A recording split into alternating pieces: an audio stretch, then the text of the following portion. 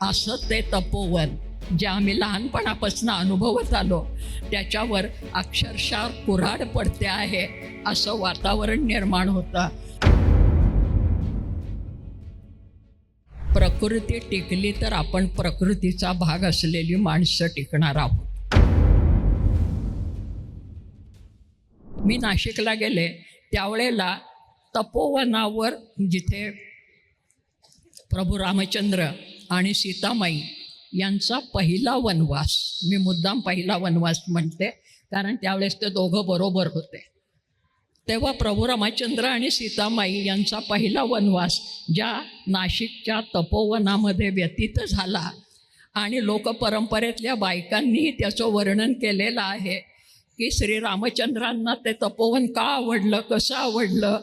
फार काही मी त्याच्यात शिरत नाही कारण मी त्यात शिरले की फारच गोंधळ होतो, मला थांबवत नाही. पण एक ओवी बायकांची सांगावीशी वाटते.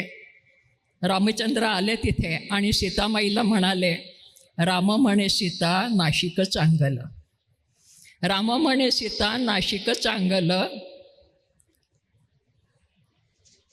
गोदावरी काठी मन दोघांचं रंगलं. तेव्हा त्या दोघांचं मन तिथे रंगलेलं होतं. आणि असं ते तपोवन जे आम्ही लहानपणापासून अनुभवत आलो त्याच्यावर अक्षरशः कुऱ्हाड पडते आहे असं वातावरण निर्माण होतं. त्या निमित्ताने त्या भागातली सगळी प्रसिद्धी माध्यमं माझ्याकडे आली, प्रतिक्रिया घेतल्या, चळवळी तिथे चालूही आहेत, विरोध होतो आहे सामान्य नागरिकांच्यापासून अभिजनांच्यापर्यंत सगळ्यांचा. कारण शेवटी प्रकृती टिकली तर आपण प्रकृतीचा भाग असलेली माणसं टिकणार आहोत. आणि म्हणून पर्यावरण वगैरे असले शब्द मी वापरत नाही, ती प्रकृती आहे. प्रकृतीमध्ये आपण जी पंचतत्व मानतो, पृथ्वी, आप, तेज, वायू, आकाश, ही सगळी झाडांच्या आणि पाण्याच्या आणि मातीच्या आश्रयाने जगतात.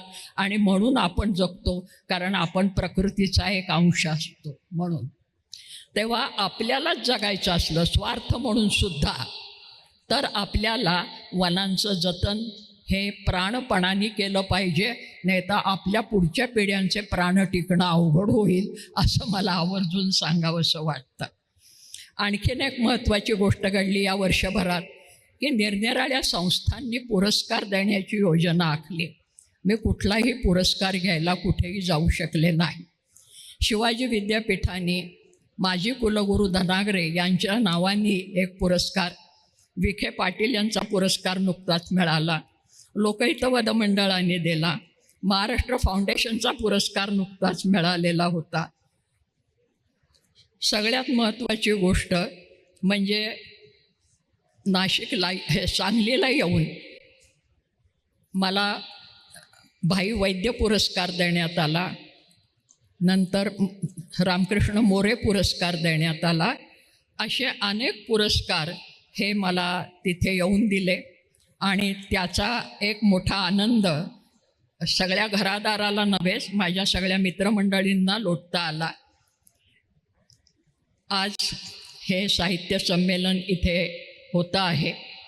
ही सातारा भूमी शिवरायांची भूमी आहे आणि मराठी भाषेच्या रक्षणासाठी आणि अभिवृद्धीसाठी आणि अस्मितेसाठी महाराजांनी पहिल्यांदा राज्य व्यवहार कोश निर्माण केला मराठीमध्ये.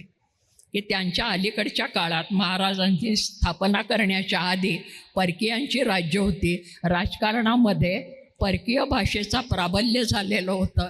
शिवाजी महाराजांनी मराठीमधनं राजव्यवहारामधली सगळी भाषा यावी म्हणून पहिल्यांदा पंडित मंडळींना बोलवलं, विद्वान मंडळींना, आणि राज्य व्यवहार कोश निर्माण केला. महाराजांनी राजनीती सांगितली म्हणून मी राजकारण या शब्दापेक्षा राजनीती हा शब्द महत्त्वाचा मानते. आणि आज्ञापत्र या त्यांच्या ग्रंथामध्ये, त्यांनी कथित केलेल्या ग्रंथामध्ये तो सगळा इतिहास आहे.